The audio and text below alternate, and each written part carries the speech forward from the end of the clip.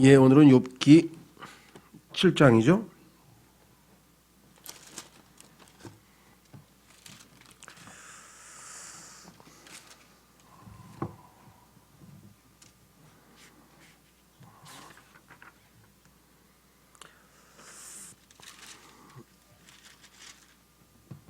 네, 지난 시간에 친구인 엘리파스의 인과응보에 관련된 일종의 비판이라고 할 수 있겠고요, 의견이라고 할 수도 있겠고요. 그래서 그것을 다 들었는데 욥의 입장에서는 참고할 만한 게 아무것도 없었습니다. 왜냐하면 욥이 이미 익히 잘 알고 있는 내용을 이야기를 했는데 본인에게는 직접적으로 해당 사항이 하나도 없었다는 말씀이죠.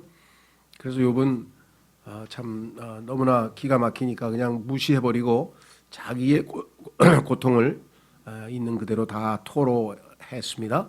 그리고 이어서 이제 마지막 이제 그 친구들에게는 더 이상 참 의사소통이 안 된다. 우리말로 하면 이 얘기를 해봐야 전혀 먹혀 들어가지를 않으니 차라리 하나님께 모든 것을 하소연하는 게 낫지 않을까. 그래서 지금 욥이 계속해서 이어서 하나님께 토로라고 할 수도 있고 불평이라고도 할 수 있고 지속하고 있는 내용이 지금 7장에 나와 있습니다.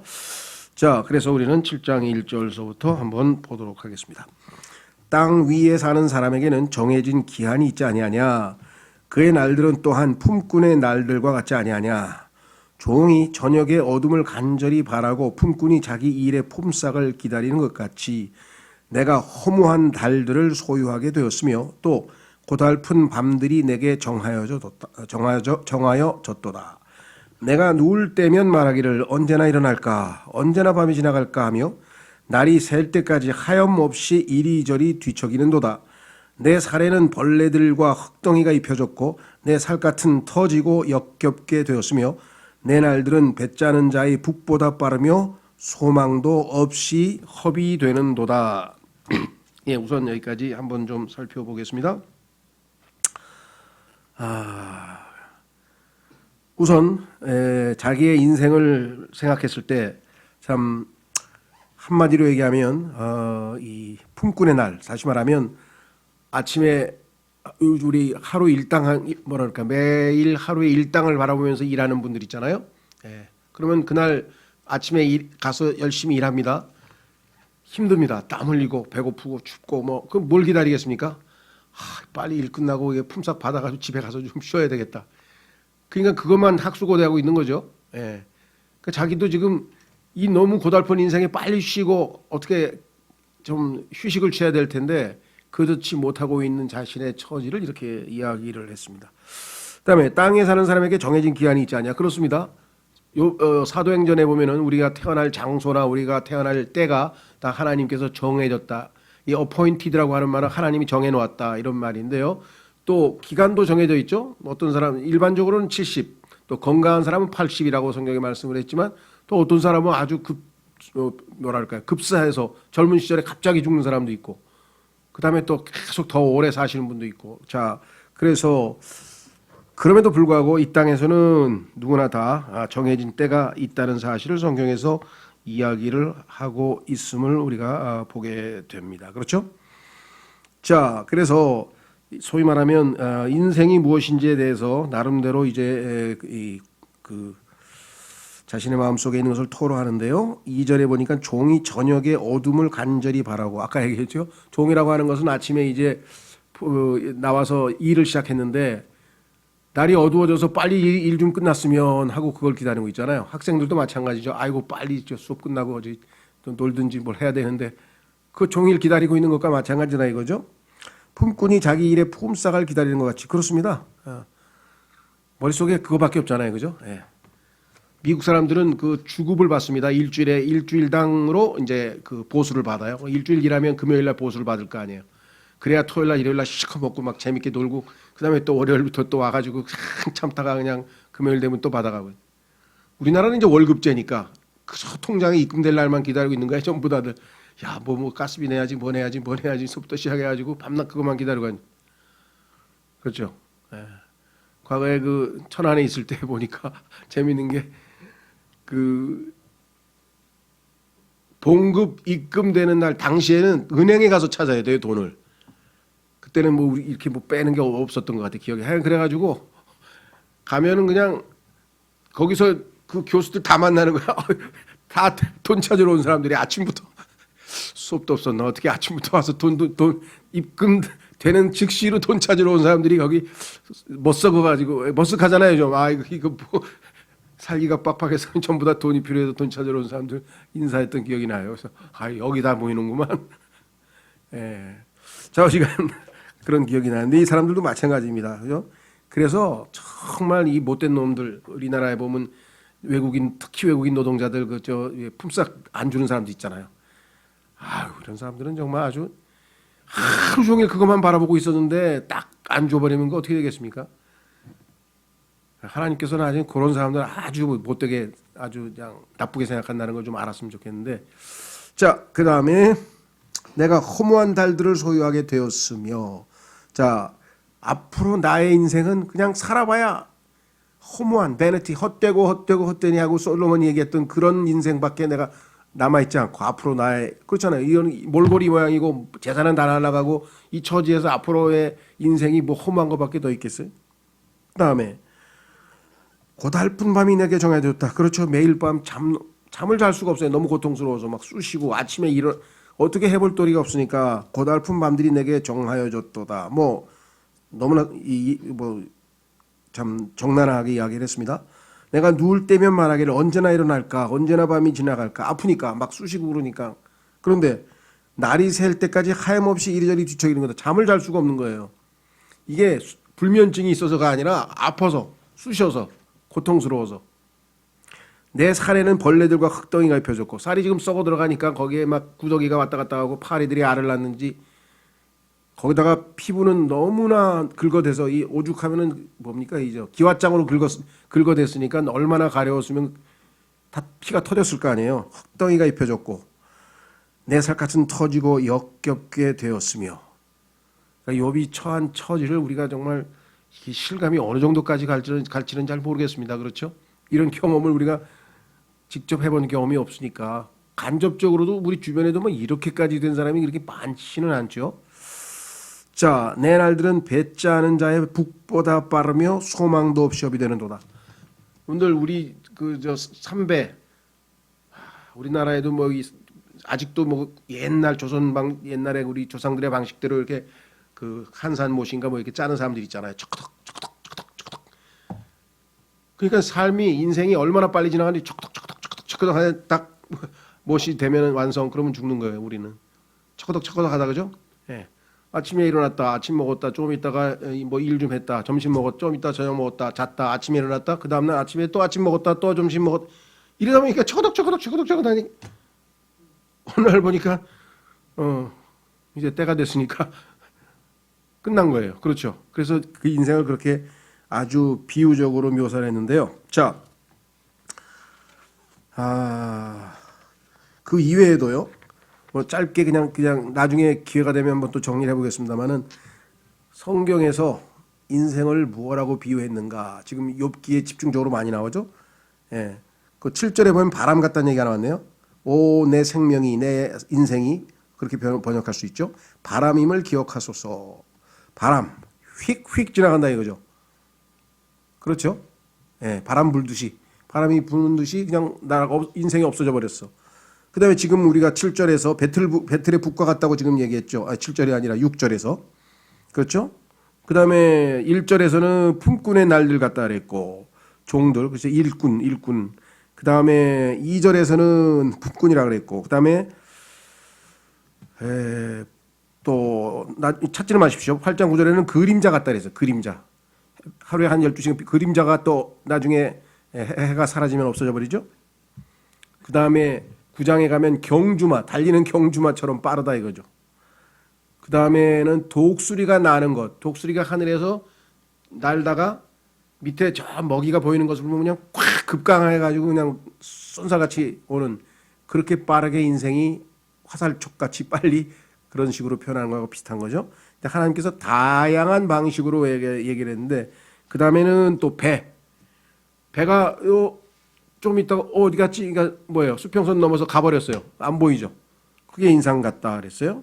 또 날리는 나뭇잎, 단풍이 이제 바람에 흔들리다가 뚝 떨어지죠. 예. 흔들흔들 나무에 붙어 있다가 어느 날 보니까 뚝 떨어져 가지고 휙 내려오더니 뭐예요? 낙엽이 썩어간다.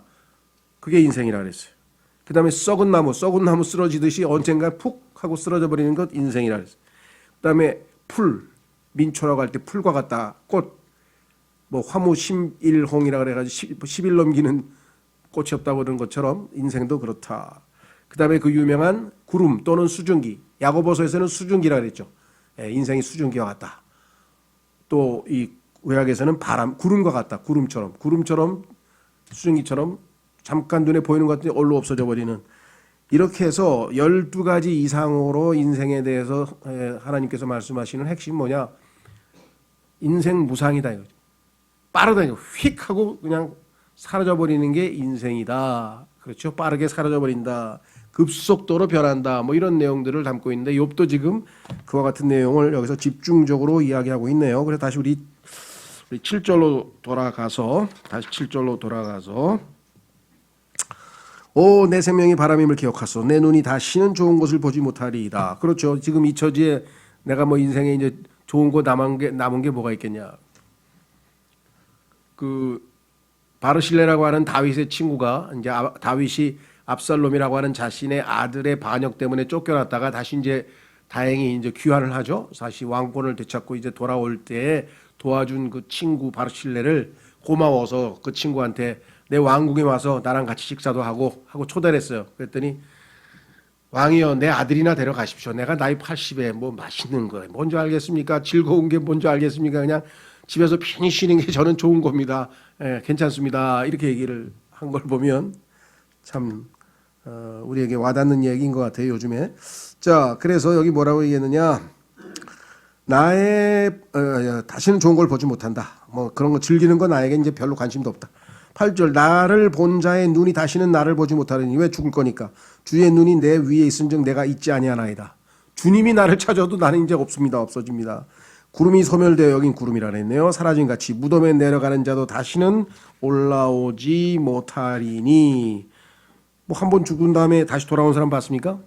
누구 말 맞다나 인생에는 유턴이 없다고. 일방통행이잖아요. 그냥 가면 돌아올 수가 없어요. 가다 보면은 그냥 때가 되면 끝나는 것이 인생이다. 그래서 그가 다시는 자기 집으로 돌아가지 못하며 10절 그의 초소도 다시는 그를 알지 못하리이다. 그러니 내가 지금 이 처지에 입 다물고 있겠습니까? 그래서 뭐라 그랬어요? 그런즉 내가 내 입을 금하지 아니하고 내 영의 고통 속에서 내 혼의 쓰라림 속에서 불평하리이다. 내 처지가 되면 입 다물고 가만히 있는다는 건 말이 안 된다는 거죠. 그래서 지금 그냥 이 속에 담겨져 있는 마지막 그 것들을 지금 쏟아 놓겠습니다 하면서 이제 12절서부터 본격적으로 하나님께 항변을 하는데요. 아, 대단합니다. 뭐라 그러냐 보세요. 내가 바다나 고래이기에 주께서 나를 감시하시나이까? 우리가 생각할 때 이게 뭔 뚱딴지 같은 소리야 싶지만요. 성경 전체를 보면은 이 바다를 내려다보시고 강물을 내려다보시는 분이 하나님이세요. 그러니까 하나님께서는 저 셋째 하늘 높은 곳에서 모든 것을 다 지켜보시면서 가면서 저 사자가 지금 식사할 때가 됐는데 사슴을 좀 보내줘야지. 사슴 보내주시고 욥기에 보면 하나님이 그 다 먹이시고 입히시고 그 다 지금 온 우주를 지금 경영하고 계세요. 운영하고 계세요. 그래서 하나님께서 이 운영하는 방식을 성경에서는 경륜이라고 하네요. 경륜. 하나님의 경영, 통치, 철학 이런데 모든 걸 지금 다 하고 하시니까 하나님께서 지금 내가 바다입니까? 왜 위에서 나를 내려다보고 계십니까? 내가 고래입니까? 그렇죠. 예, 하나님께서 이렇게 보고 있다가 요나가 까불까불하다가 물속으로 팡 하고 뛰어들었잖아요. 그죠? 자기가 이제 내가 없어져야지 당신들한테는 저주가 이게 재앙이 없지.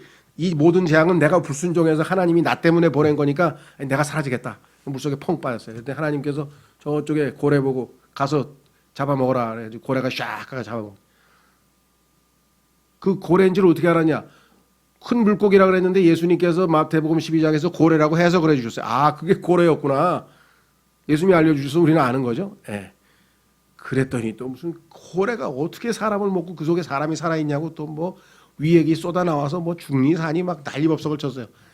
그런데 고래 뱃속에 들어갔다 사는 사람이 역사적으로 지금 여러 사람이 증거가 있어요. 많이 있어요. 걱정하지 마시고. 자, 어쨌거나 이게 뭐냐면 하나님께서 날 감시합니까? 이러고 지금 얘기를 했어요. 그 다음에 내가 말하기를 내 잠자리가 나를 위로하고 내 잠자는 의자가 내 원통함을 풀어주리라 할 때 너무 괴로우니까 그냥 잠이라도 자서 좀 잊어버려야 되겠다. 그렇죠? 어떤 사람은 막 괴롭고 힘들면 그냥 수면제 먹고 자잖아요. 그냥 잠시라도 좀 고통에서 벗어나고 싶어서. 그랬더니 아유 하나님이 그걸 또 가만 안 두고 그냥 밤새 악몽을 꾸게 하시는 거야. 악몽을. 왜 날 가만 안 두시냐고 지금 항변하는 거예요. 나를 왜 이렇게 괴롭히시냐고. 야, 이것을 이해할 때 인생의 모든 문제가 풀리는데 지금 너무 고통스러워서 그 복잡하게 생각할 겨를이 없는 것 같아요. 그래서 뭐라 그러냐. 주께서 꿈들로 나를 놀라게 하시며 환상들을 통해 나를 두렵게 하시나이다. 또 잠이라도 좀 잠깐이라도 편하게 놔두시면 좋겠는데 또 꿈속에서도 나를 이렇게 힘들게 하시니 그럼 어떠세요? 이렇게 그냥 앞뒤가 꽉 막히는 진퇴양년에 빠져보신 분들이 아마 모르겠어요. 여러분 인생을 제가 잘 모르니까 뭐 그런 분도 계시겠죠. 그렇죠. 15절 그러므로 내 혼이 내 생명을 택하느니 차라리 숨이 막히는 것과 죽는 것을 택하나이다. 우리말로 하면 난 죽는 게 나아. 내 인생은 죽는 게 더 나아. 바울은 어떻게 했어요? 죽는 게 더 낫대. 바울도. 왜? 죽는 게 이익이라 그랬어. 바울은 욥의 이 불평의 차원이 아니라 바울은 훨씬 믿음이 좋기 때문에 셋째 하늘을 한번 가봤거든요. 이야 거기 가보니까 진짜 좋은 곳이야. 그래서 뭐예요? 맨날 머릿속에 땅에 있는 것에 애착을 안 두고 바울은 항상 위에 있는 것에 애착을 둬. 왜? 여기하고 여기는 차원이 달라 완전히. 그래서 계속 그 생각만 하고 있는 거죠. 그렇죠? 그래서 결국은 뭐라 그랬어요? 차라리 난 그곳에 가고 싶다. 근데 하나님께서 너 여기 남아서 믿음 없는 애들 너같이 믿음 좀 채워주고 오라 그래가지고 할 수 없이 내가 지금 너희들 믿음 좀 어떻게 세워주려고 이 고생을 하고 있지. 나 같으면 가는 게 나아. 이렇게 고백을 2번이나 했어요. 성경에서. 그러면서 뭐예요? 나는 내게 사는 것은 그리스도이니 나는 뭐예요? 내게는 죽는 것이 이익이라. 죽는 게 이익이라 그래서 손해가 아니고 바울과 같은 바울의 이 말씀이 나에게도 확고하게 믿어졌다. 나는 이걸 믿고 있다. 그러면 뭐 세상 두려울 게 뭐가 있어요? 이 세상 사람들은 최악이 죽음이잖아. 그 죽음을 회피하기 위해서 약 먹고 수술하고 막 별짓을 다 하는데 우리는 최악의 마지막 원수가 죽음인데 사망인데 그 사망을 이기신 예수님의 부활 생명 때문에 가면 더 좋은 곳으로 옮겨진다는 거죠. 그러니까 그리스도인과 천지 차이의 인생관을 지금 보여주고 있어요. 자, 그래서 뭐라고 얘기하냐. 나는 16절 인생에서 내가 내 생명을 싫어하며 계속해서 사는 것을 원치 아니하오니 나를 내버려 두소서. 이거 참 하나님께 이런 말씀을 다 하다니. 그렇죠? 어떠세요? 날 좀 내버려 두라고. 하나님 날 좀 내버려 두세요. 왜 날 이렇게 괴롭히세요? 그랬어요. 자, 그러면서 뭐라고 했습니까? 내 날들은 헛것이니다. 이건 살아봐야 아무짝에도 소용없는 날입니다. 지금 이 상태에서 무슨 산다는 게 의미가 있겠습니까? 차라리 죽는 게 편하지. 죽는 게 낫지. 자, 여기까지는 이제 불평했어요. 그렇죠? 뭐 식욕 상실에다가 그다음에 뭐 불면증에다가 뭐 악몽에다가 막 별걸 다 얘기를 하더니 갑자기 굉장히 깊이 있는 또 철학을 이야기하네요. 뭐냐? 사람이 무엇이기에 주께서 그를 크게 만드시나이까? 인간은 미물이고 인간은 아무짝에도 쓸모없고 정말 아무것도 아닌 이 미물인데 왜 하나님께서 그를 높이시나 이게요. 다윗과 같이 그렇죠? 저 양치기 하던 애를 갖다 데려다가 그냥 왕으로 삼고 말이죠. 저 노예 생활하고 감옥에서 있던 사람을 데려다가 요셉을 세워다가 총리로 삼고 말이지 막. 자, 그래서 또 주께서 주의 마음을 그에게 두시나이까. 하나님 우리 벌레만 또 못한 자들에게 왜 그렇게 관심이 많으세요? 그리고 좀 제발 놔두세요 주께. 그냥 왜 자꾸만. 자, 시편 8편에 가면 비슷한 이야기가 나오는데요. 여기는 지금 부정적인 측면에서 얘기한 것이고 매우 긍정적인 측면에서 다시 말하면 놀라고 있는 장면이 나와요. 너무 경이로워서 하나님께 감탄하고 있는 장면이 나와 시편 8편에 나와 있죠.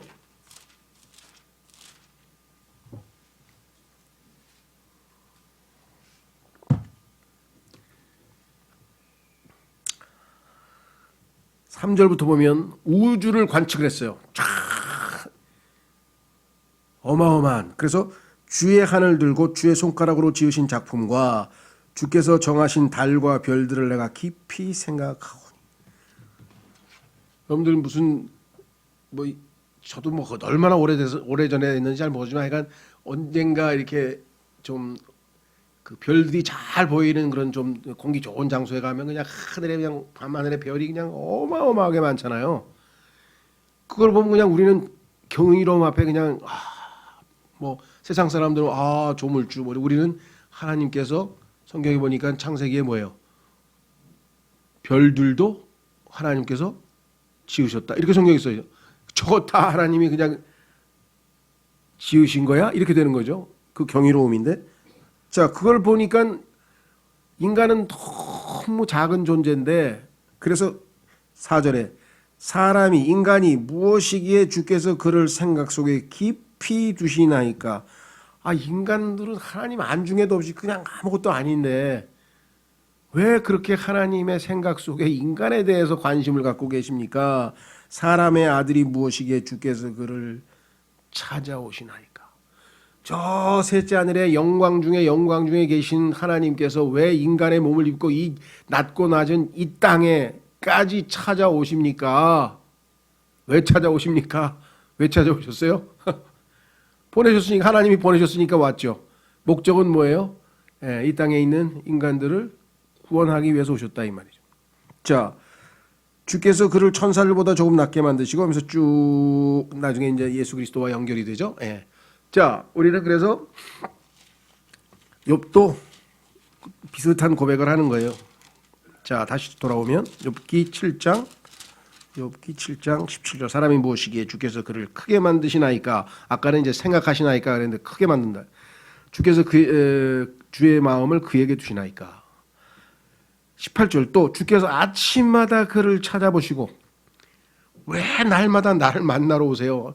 잠에서 깨기만 하면 주님 생각이 나니까. 그 다음에 뭐예요? 나를 어떻게 한다고 했어요? 그 다음에 매 순간 단련하시나이까. 이 단련이라고 하는 말은 try라고 하는 말은요, 야고보서라든가 신약 성경에서는 이거를 단련도이란 단어도 쓰이지만은 때로 시험한다는 뜻도 있습니다. 시험해보다 trial 또는 시련.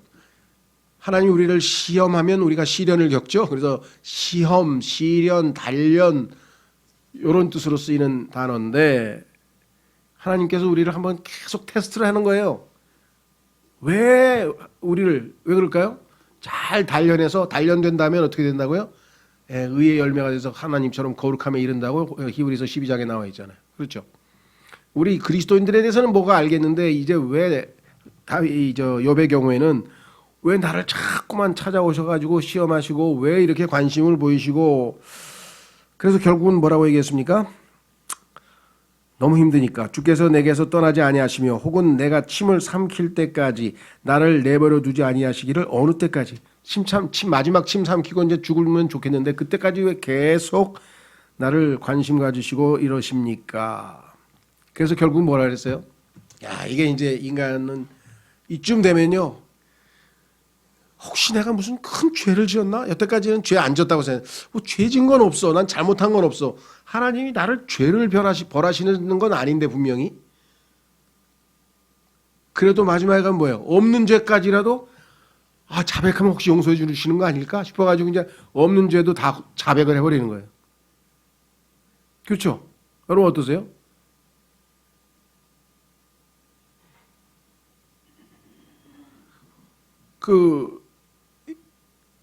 소경, 요한복음 9장에 보면은 태어나면서부터 소경된 자 있죠. 그 부모 어떻게 했어요? 혹시 내가 무슨 큰 죄를 져서 이렇게 된 건가? 그렇게 생각했을 거예요. 근데 그거는 하나님께서 자신의 일을 나타내시기 위해서 하신 일이라고 성경이 분명히 얘기를 했죠. 그러면 부모의 죄도 아니고 본인의 죄도 아니라 그랬는데 부모도 본인도 뭐예요? 자꾸 죄를 자백하려고 그래. 왜? 괴로우니까. 혹시 용서받으면 마음이라도 편해지지 않을까. 그래가지고 있는지 없는지 다 고백을 하는 거죠. 욥도 지금 여기서 뭐예요? 막판에 죄를 고백한다 그랬어요. 여태까지 죄 하나도 없다. 나는 하나님 앞에 그렇죠? 자, 뭐라 그랬습니까? 20절. 오, 사람들을 보존하시는 주여, 내가 죄를 지었사오니 주께 무엇을 하여야 하리까? 주께서 어찌하여 나를 세우사 주를 대적하는 관역이 되게 하시며 내가 내 자신에게 무거운 짐이 되게 하셨나이까? 하나님께서 욥을 표적으로 관역으로 놓고 지금 화를 쏘시는 것으로 비유했어요. 왜? 괴로우니까, 자꾸 찔러대니까. 그래서 그렇게 지금 자신의 고통스러운 마음을 고백을 하게 됩니다. 그렇죠? 내 자신에게 무서운 짐이 되게 하셨나이까? 주께서 어찌하여 내 범법을 용서하지 아니하시며 내 불법을 제거하지 아니하시나이까? 내가 이제 흙 속에서 잠들리니 주께서 아침에 나를 찾으실지라도 내가 잊지 아니하리이다. 내가 그냥 죽어버리겠습니다. 근데 내가 죽겠다고 해서 죽어지나요? 예. 그래서 결론은 한마디로 하면은 왜 안 죽이십니까? 왜 나를 이 지경까지 왔으면은 그냥 마지막 왜 여기까지 끌고 왔으면 여기서 딱 죽이셔야 되는데 왜 안 죽이고 요 상황에서 놔주십니까? 왜 그럴까요? 예. 욥기 42장을 읽어보아라. 거기에 내가 너에게 2배의 축복을 주기 위해서 준비해놨는데 그 축복을 누려야지 억울하게 지금 죽으면 되겠느냐? 이해가 되세요? 알면 하나님의 심중을 알면 욥이 그래, 이게 뭔가 이유가 있거든. 지금은 하나님께 자기를 왜 이렇게 하는지 이유를 못 찾았기 때문에 괴로운 거예요. 육체적인 고통도 있고 무슨 여러 가지 지금 모든 게 다 복잡하고 힘들지만 그런 거는 이겨낼 수 있어. 목적만 확실하면 이게 이유가 있구나 하나님께서. 근데 이유를 모르겠어 지금. 왜 고통을 당하는지는 모르니까 이걸 알 때까지 계속 지금 막 친구들하고 대화하다 친구들은 이것 때문에 이런 일이 생긴 거야. 아니야 그게 아니라니까. 아니야 이거 맞아. 아니라니까. 그래가지고 하나님께 물어봤다가 답답해 죽겠네. 하나님은 영이시고 하나님은 하늘에 계시고 나는 땅에 있으니 이게 뭐 의사소통이 되겠어? 아유 중재자라도 한 분 계시면 좋겠네. 우리는 중보자가 예수 그리스도가 계시잖아요. 예수님께 우리의 마음을 토라면 예수님을 통해서 하나님께 상달이 되는데 욥은 지금 중재자가 없으니까 하나님과 나 사이에 중재 좀 해줄 사람 없어? 라고 얘기를 했는데 하나님께서 그래 나중에 내가 중재자 보내줄게 내 아들. 그러고 계셨는지 모르겠는데요. 예. 그래서 지금 우리가 어느 정도까지 깊이 있게 이것을 할지는 모르겠습니다만은 이 상황에서 욥이 할 수 있는 최선의 것을 하고 있습니다. 지금 누구하고 친구들하고 계속 너 틀렸다고 나 맞았다 하겠어요? 아무짝에 소용없죠. 그러니까 몇 마디 하고 그래 너희들 다 속된 말로 쓰잘데기 없는 의사들이다. 너희는 오진을 했어. 나의 질병에 대해서 진단을 잘못했어. 그러니까 너하고 얘기해봐야 아무 소용도 없어. 하나님께 물어봤어. 근데 하나님 대답을 안 하셔. 그냥 여기서 그냥 끝내주시면 안 됩니까? 여기서 좀 끝내주시면 안 됩니까? 그런데요, 성경에 보면 의외로 이런 사람이 많아요. 모세도 그랬죠. 그 다음에 엘리야도 그랬죠. 하여간 빨리 좀 어떻게 베드로도 그랬죠. 하여간 좀 어떻게 빨리 좀 끝내달라고 얘기하는 게 있는데 그건 하나님의 뜻을, 하나님의 목적을 우리가 잘 몰라서 그렇죠. 자, 그리스도인은 이 땅에 태어났습니다. 얼마 후에 그게 언제인지 모르지만 각자 구원받은 시점이 있어요. 기한이 정해진 때가 있었어요. 그래서 어느 순간에 구원을 받았어요. 그러면 이제 거기서부터 출발했어요. 신앙생활을, 영적 생활을. 그러면 주님을 만나는 그때까지, 그렇죠? 이 땅에서 우리가 죽어서 만날 수도 있고 휴거돼서 어쨌거나 하여간 주님을 만나는 그때까지 그 과정 속에 하나님께서 계획하신 것에 대해서 우리는 그래도 성경 말씀을 통해서 이런 미래가 기다리고 있구나. 이 많은 환난을 거쳐서 하나님의 왕국에 들어가야 된다고 말씀하셨구나. 그 고난을 통해서 하나님께서 우리를 빚으시려고 하는구나. 우리를 예수 그리스도하고 똑같이 만드시는 게 하나님의 뜻이구나. 아들의 형상을 담는 것이 하나님의 뜻이구나. 이를 위해서는 고난이 필요하고 열매 맺는 삶을 위해서는 가지치기가 필요하고 많은 걸 배워서 지금 우리는 그래도 그나마 조금 그래 확실한 약속의 말씀이 있기 때문에 그래도 이제 소망이 확실하기 때문에 붙들고 가는데 욥의 경우에는 지금 현재로서는 납득이 안 가고 있는 거예요. 그래서 맨 마지막에 42장에 가서야 비로소 이제 그걸 깨닫는 거예요. 그 과정을 그려놓은 거예요. 그러니까 이 안에 이 땅에서 벌어지고 있는 뭐라 그럴까요? 뭐 많은 논쟁, 사상, 철학 이런 게 그냥 막 뒤범벅이 돼가지고 나오는 거죠. 인생에 대해서 지금 그 얼마나 많은 철학가들이라 사상가라든가 이런 사람들이 뭐 별의별 책을 다 썼잖아요. 그래서 어떤 사람은 뭐 뇌를 연구하고 어떤 사람은 뭐 심리를 연구하고 뭘 연구하고 해가지고 하여간 인간의 고통을 줄여주겠다. 뭐 인간이 뭐 뭘 어떻게 해야 된다 하면서 별의별 얘기를 다 하는데 하나님의 말씀을 통해서 우리는 이제 하나 둘씩 그 미스터리를 헤쳐나가는 거죠. 그래서 여기를 통해서 조금씩 가다 보니까 하나님께서 궁극적으로 원하셨던 게 무엇인가. 그러니까 대충 우리는 그래도 이제 욥기 전체의 개요를 공부했기 때문에 욥은 지금 죄를 자백했다. 죄를 지었다. 죄 때문에 이렇게 고난을 당한 게 아니고 반대로 뭐예요? 자기 의 때문에. 욥은 의로운 사람이기 때문에 문제는 뭐예요? 그 자기 의를 의식하고 의지하고 있기 때문에 하나님의 의 대신에 자기가 의롭다는 것을 붙들고 있기 때문에 이 동아줄을 내려놔야 하나님과 소통이 되고 하나님으로부터 은혜를 받을 수가 있는 거죠. 그렇죠? 예, 돈이 없는 건 아니야. 내 손에 지금 500원짜리 하나 들고 있어. 나 여기 꽉 쥐고 있어. 근데 하나님께서는 지금 한 5만 원짜리 지금 주려고 그런데 안 놔. 이거 그냥 꽉 붙들고 나 이거 줄 수가 없는 거예요. 빈손이 돼야 되는데. 그래서 이걸 빈손으로 만들기 위해서 지금 욥이 가지고 있는 모든 것들을 건강도 뺏어가고 재산도 뺏어가고 모든 걸 다 해체시켜서 욥이 뭐예요? 전적으로 자기가 하나님의 의가 필요한 존재라는 사실이라. 지금은 욥이 의롭기 때문에. 그래서 나중에 마지막 욥의 설교가 드디어 속에 있는 게 드러나요. 하나님께서 딱 계속해서 파고 들어가 가지고 욥의 마음의 깊은 곳에 딱 웅크리고 있는 뭐 암덩어리라고 해야 되나? 그걸 끄집어내는 거예요. 그게 뭐예요? 자기 의야. 하나님, 내가 이렇게 살았습니다. 그게 욥기 31장이에요. 한번 읽어보면 세상에 이런 인간도 있나? 문제는 뭐예요? 그래, 너 의롭게 살아서 내가 너 의롭다고 인정해 줬잖아.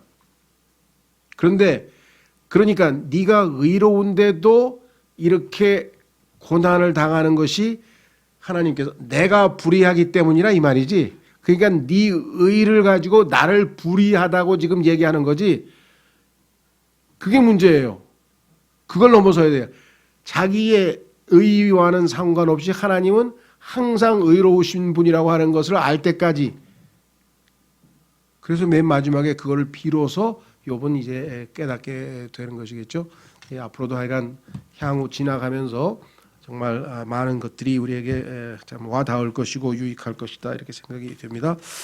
자, 이 시간은 그래서 우리는 다음 시간에는 이제 두 번째 친구가 나타나서 가만히 들어보니까 이 욥 또 회개할 생각은 안 하고 그냥 변명만 하고 앉았고 불평만 하고 앉았어. 안 되겠네.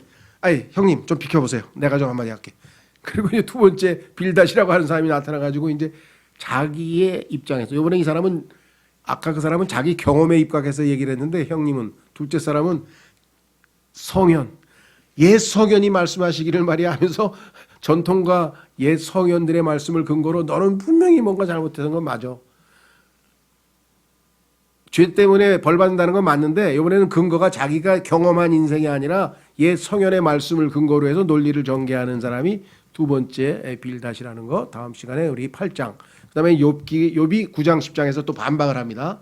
그래서 이런 방식으로 해서 3라운드까지 가야 돼요. 3라운드까지. 그러면 하나님께서 이제 엘리후라고 하는 젊은 친구를 보내요.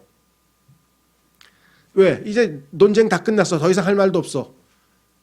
세 번째 친구는 3라운드에서 세 번째 친구는 두 번밖에 안 했는데 세 번째 뭐 포기했어. 나 그냥 수건 던졌어. 기권. 수건 던지고 아예 참여도 안 하고 해봐야 소용도 없어. 그러니까 하나님께서 사자, 메신저를 보냈어요. 그래서 엘리후가 가가지고 형님들 다 지금 답을 못 내놓고 있잖아요. 다 오진을 했잖아요. 전혀 욥에게 맞지도 않은 얘기들만 하셨습니다. 다 잘못하셨습니다. 내가 이 청년이어서 젊은 사람이어가지고 예의를 지키느라고 지금까지 그냥 참느라고 혼났는데 이제 저에게 발언권을 주시죠 하면서 그냥 32장서부터 39장까지 쫙. 그래서 욥이 이제 조금 마음이 가라앉았어요. 하나님이 보내신 메신저가 훨씬 더 객관적으로 얘기를 했어. 그리고 있는데 하나님께서 갑자기 탁 등장하더니 허리 졸라매 사내답게 1대1로 나하고 이제 한마디 하자. 그래서 마지막은 하나님과의 대화를 통해서 욥이 완전히 모든 것을 회복하는 엄청난 해피엔딩이 기다리고 있는데요. 이 과정이 정말 뭐랄까 드라마틱하다고 할까 그렇습니다. 그래서 하여간 빅토르 유고를 포함해서 세계의 유수의 문학가들이 욥기 이상의 문학 작품은 없다 이렇게 고백을 한 것이겠죠. 시간으로 기도하겠습니다. 하나님께서 더 우리가 신앙이 깊어지고 더 우리의 삶이 하나님 안에서 풍요로워지도록 이 말씀을 통해서 영적인 성장을 허락해 주십시오. 기도하겠습니다.